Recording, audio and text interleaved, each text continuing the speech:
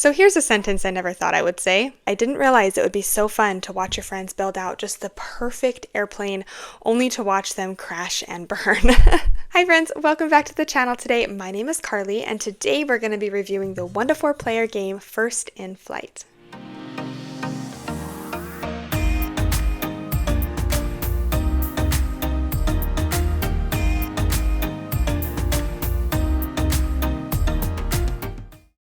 In First in Flight, players are going to be taking on the role of early aviation pioneers at the start of the 20th century. You will be playing as specific pilots during that time, and you will be crafting your airplane, trying to be the first in flight, or trying to be the player that walks away with the longest successful flight. There are a variety of mechanics that are found throughout this game, so before I share my thoughts on it, I'm going to be giving you a really general overview of how this game plays, and then we'll jump back here and I will share my thoughts on First in Flight. So this is a standard 3-player game setup for First in Flight. Now this is kind of like a larger game. My tripod is kind of struggling capturing everything, so I'll try my best to move the camera around and show you things as I am explaining them. Everybody is going to start the game with this personal player board that's shown down here at the bottom of the screen, along with a pilot. There are multiple pilots that are found throughout this game, so you can either draft these or randomly select them.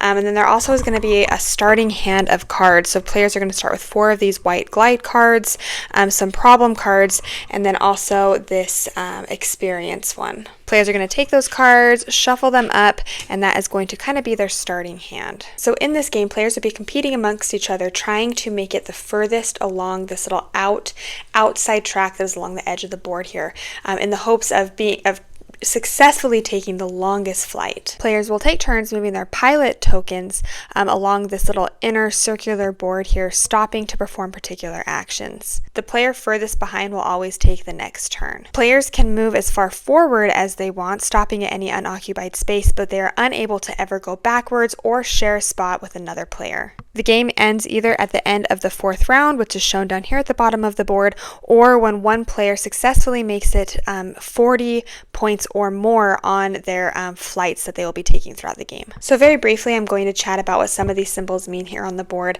But the first one we're going to talk about, which is kind of the most important one, is this flight symbol that is here, that is shown on 3 separate spots on this board. When you land on that space, that signals that you are going to be taking a flight. So let's go ahead and chat about what that means. So bringing the camera down here a little bit lower now, I'm going to go ahead and explain what it looks like to go on a flight, or to test out your airplane. When you do that, you're going to shuffle up your deck, and then you are going to slowly, one at a time, reveal the top card from the deck. Now this is important because the cards that you reveal, that directly indicates with how far your flight has gone. So right now we've only got one distance, so let's keep going. So now we revealed another one, and this is actually an experience card, and on the bottom it says if you reveal this, we actually get to add another basic glider to our flight. So I'll come up here to the top of the board, add another basic glider, and add it to my flight. I'm going to choose to keep going and see what happens. All right, so we've made it 4 spaces now. Let's see how far we go. All right, so now we revealed a flight problem. There are 2 different flight problems that are found throughout the game. We have our basic one, and then our more complex ones that are this top card here. What these are showing is on these more complex ones, something happens. So when you reveal it, you do whatever it says in the bottom. But then up here in the corner, if you are able to repair this option, which we'll talk about in a second, or repair this card, you actually get a little bonus for repairing it. But we'll talk about the repair action in just a moment. But when you do reveal these cards, these little bang symbols, I call them bang symbols, are important, because once you reveal 4 of them, that means your flight has actually crashed. So you definitely don't want these. So right now we only have 1 revealed, so I'm going to go ahead and try it again. Oof, now we have 2.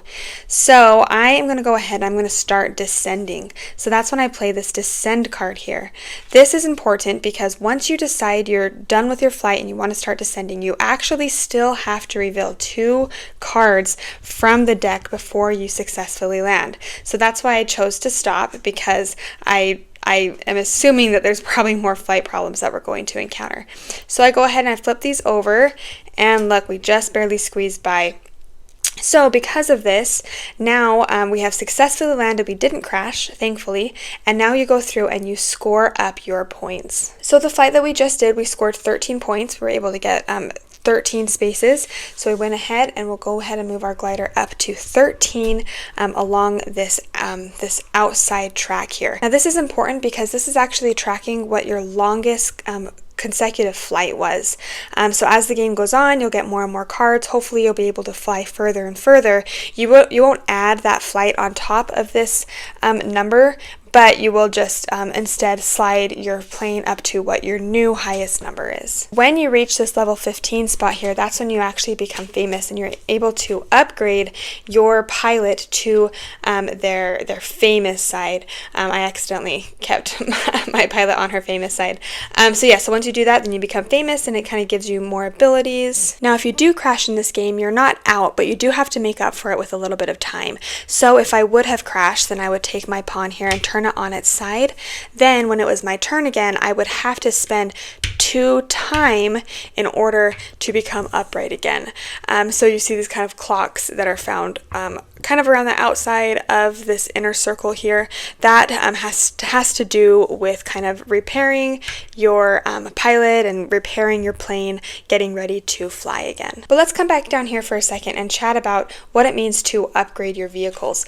When you are upgrading your plane, what you choose to do this after you are done with your flight. So once you are done with your flight, you can take a look at your cards and you can choose to move either 1 or 2 cards into your garage and hope to upgrade them at a certain point. When you do that, again, you gain this upgrade bonus that's up here in the corner. So I'm going to go ahead and I'm going to move this card into my garage, hoping to upgrade it to help make my plane better. Then you go ahead and take all your cards, reshuffle them, so you are ready to go ahead and ready for your next flight. So now coming back to the main board here, let's chat a little bit about some of these other symbols mean that you'll find throughout the game. So this symbol, this little wrench here, that is when you land here, you're able to replace a design flaw that is on your garage with a basic flight problem, and then you gain the little bonus that is on that design flaw card. When you come to any of these spots here, either this green card, this blue card, or this yellow friendship card, that's when you're able to you have to pay the cost, but then you're actually able to collect these cards, adding them to your board. All these cards kind of give you different special abilities. Some activate when you're taking flights, others activate just once throughout a round. There are obviously a couple spots on this board where when you land there, you're able to take any action that are on the board. This little action right here, though, this is actually where you're able to upgrade your plane. So I'm going to go ahead and tilt the camera up so you can kind of see. But up here at the top of the board, there are a handful of stacks of cards. Now, some of these cards are the basic glider cards, some of these are experience, some of these are the problem cards, but this stack right here, these are actually upgrade cards. So these are cards that you will randomly select, adding them to your hand or adding them to your plane, that make you go quite a bit further than just the basic gliders. So if you can collect these and add them to your hand, you definitely have a shot of having the most successful flight for sure. So at the end of the round, when all the players have successfully gone through or around this circle, then you go ahead and score up points. Whoever is the furthest along this track gets 7 coins, the second is 5, and then the third is 4th.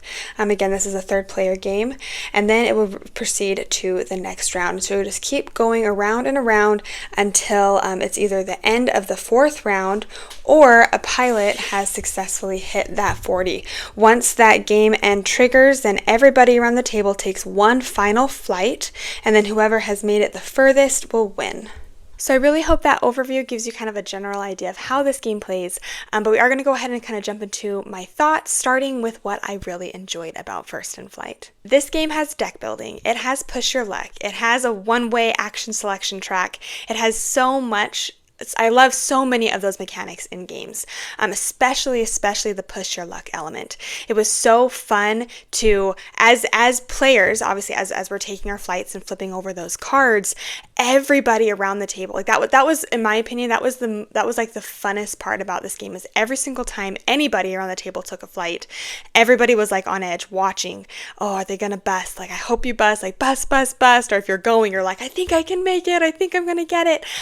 So I love the push your luck element in this game. Was by far my favorite part. I absolutely loved it. I already love push your luck mechanics in games already, but I think that this game does a really, really good, interesting job of that. Another thing about the push your luck element that I really liked is once you decide to stop, then you have to play your descent card, and you still have 2 more cards that you need to reveal at the end. So it's really tricky because you'll be revealing cards, and let's pretend you reveal your third, and you're like, okay, I'm stopping. I don't want to bust. So you decide to descend, but then you know that you still actually have 2 more cards you need to reveal, so you still could bust even after you decide to stop. So I really loved that mechanism that's in this, and it made it again really interesting for around the table when you saw your friends stopping. You didn't give up hope because you know that they could still potentially bust. I also really feel like this game is highly thematic. Off the bat, I love the theme. And going into this, I didn't think I would enjoy it as much as I actually did, but I love the theme in this game, and I think the theme is found really strongly throughout this game. One example of this is when you take a flight and you reveal a problem card. I believe that's what they're called. You can, add it to your garage, and then once it's in your garage, you can upgrade it. And if you upgrade it, you get like a little reward for it. So it's kind of like you fix the problem in your plane and you get a reward for, fixing that problem, and you get to fly better the next time. So I just throughout this game, I love the theming. I think it came through really strong. I think my favorite player count with this game is 3 players. When you're playing with 2 players, you have to play with a dummy player that basically just moves around the track, clogging up spaces. I think with 4 players, it definitely played good with 4 players too, but I think it was a little bit more, you're kind of fighting over spots more. So it was a little bit more competitive. You were really like trying to block people or going places to block. So you kind of felt a little bit more restricted when you were playing. So I think 3 kind of hits that sweet spot. And this track is really important. And it's interesting how when you bust, you have to advance by time instead of by places. And that time can really, really hurt you. You really need to be efficient with your turns in regards to this action selection kind of rondelle that you have going here. And so that's kind of like the driving force behind you not wanting to bust, is you don't want to give up that precious time that you need and those actions that you need. Now, obviously, there's a lot of luck in this game. You basically are just flipping over cards. But why I really like it in this game is because for me personally, it doesn't feel like straight luck because of all the cards that you are able to purchase or acquire, adding on to your plane or your board. It really helps kind of mitigate that luck. These cards are really super, super, super important to the game. While you're going around, you definitely want to be optimizing and trying your best to acquire these cards because they really help mitigate with that luck factor. There is luck in this game that's kind of inherent with this game in particular, where you have a stack of cards and you're flipping them over. So if you don't have these cards to help mitigate that, then it can kind of get frustrating. So I really liked the addition of these cards, and if you're able to acquire a lot, it really, really, really helps you during your flight. You're able to reveal cards and you can tap them for their abilities and put that card back into your deck if you don't want it, and certain stuff like that. So for me, the luck factor didn't feel punishing because of the cards that you were able to acquire that helped kind of mitigate that. I also feel like this game doesn't outstay its welcome at all. So there are 4 rounds. If the game ends at the 4th round, then everybody takes one final flight, and whoever made it the furthest wins. Personally, I have never played a game where we actually make it to that 4th round. Normally, the game ends around sometimes it was even a little bit before the 3rd round, but around that 3rd round is where the game ends. And so for me, I've played a handful of these games. Every single one of them ended around that point. If the game kind of goes past that, I think it does outstay its welcome just a little bit. But around that third round, that's usually when the game ends, and it feels plenty long for me personally, and not too long that I feel like the game ends up dragging at all. Another thing that I absolutely love about this game is I feel like it comes down to the very, very, very last play of this game.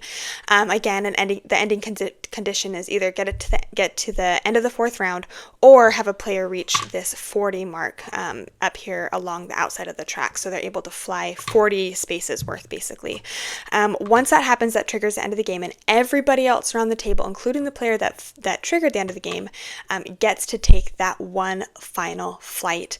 And it's interesting because just because somebody triggered the end of the game or reaches this 40 doesn't necessarily mean that they're going to win, because other players around the table could have built up their plane enough that they actually, during that last flight, can just squeeze by them, or sometimes even like blow them out of the water, and completely shoot past. So really everybody, even though you could be far behind on this track, you really don't know where everybody is, and the end of the game really could change drastically based on that final flight.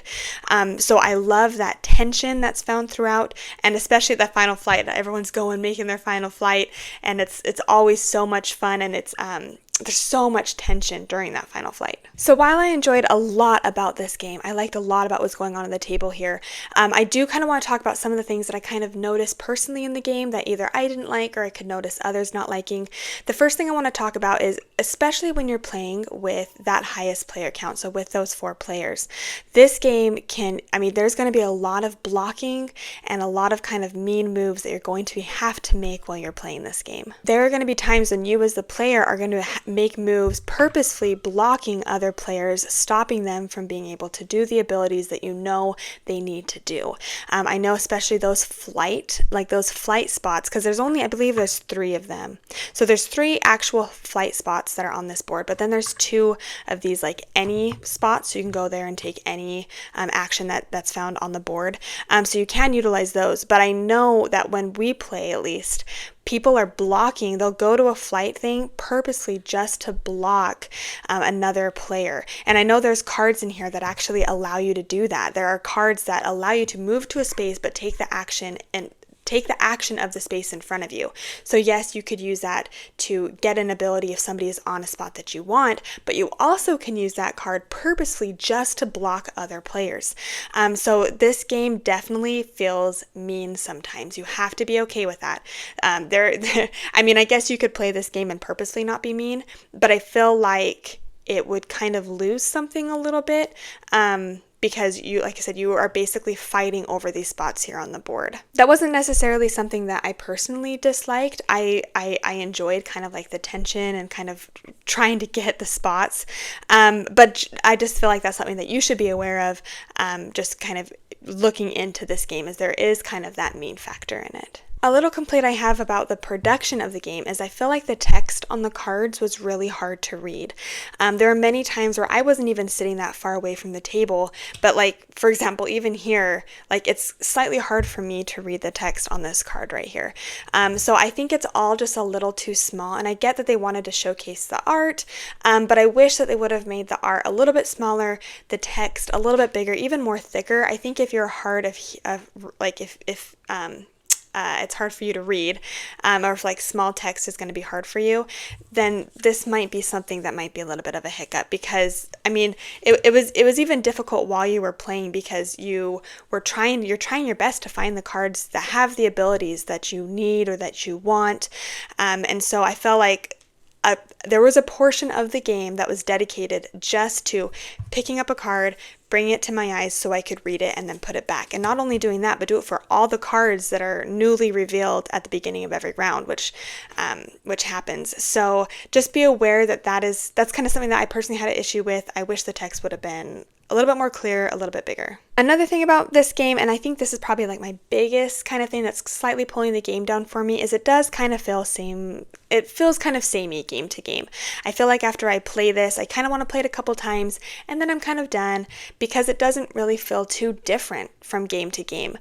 So I can see this being a game that when it does hit the table, obviously I would want to play it, and obviously it would be a fun time, but I don't find myself like wanting to pull this out every single night, because again, I feel like it does kind of feel samey game to game, not too much kind of changes. So coming into my final thoughts here at First in Flight, I really, really, really enjoyed this game. I really loved the push your luck element. I think I've kind of realized that I think push your luck is one of my favorite my favorite elements in gaming. Some of my favorite games has that push your luck mechanism to it, and it's just so fun just to like, okay, should I risk it? And just that tension of like trying to see how far you can fly. I also really enjoyed this game because just because you miss a flight, because there are times where people are like hogging up the board, and so if you miss a chance to fly your plane, you still could come out on top at the very end, because you, instead of working on flying your plane, you could try to get upgrades and try to do other stuff, so your deck is still getting better even if you're not taking those flights as often as you want to. And so when it does come down to that last final flight, even if you haven't flown as much as you want, you have now a deck that and a plane that's built better hypothetically than your other opponent, so you still could win. So you never ever feel out in this game, which I really enjoy. So I am giving First in Flight an 8. I really liked it. I think the only thing that's kind of pulling it down for me, like I said, is just that sameness. It does kind of feel same game to game, and I don't kind of see it hitting the table as often as I personally would have liked. But this is a fantastic game. I would highly recommend this. I really enjoyed it. All right, so those were my thoughts on First in Flight. Huge shout out to Genius Games for sending me this copy to review for you today. And if you have played this game, please let me know all your thoughts in the comments below. But until next time, I hope you have a great rest of your day, and we'll see you later.